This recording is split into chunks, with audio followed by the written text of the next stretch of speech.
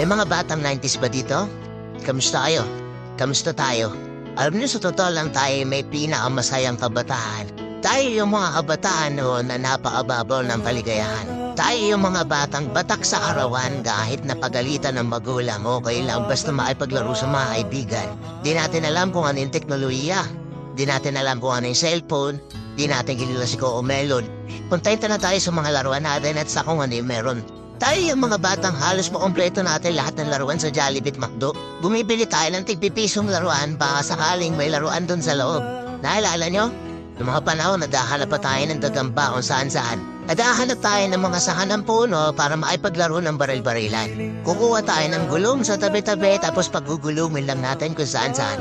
Mabibwisit tayo kapag hindi tayo pinayagan ng magulang natin maipaglaro sa mga kaibigan natin sa ulanan. Kaya yata yung mga huling batch ng mga bata na nakikipaglaro pa ng tagu-tagu.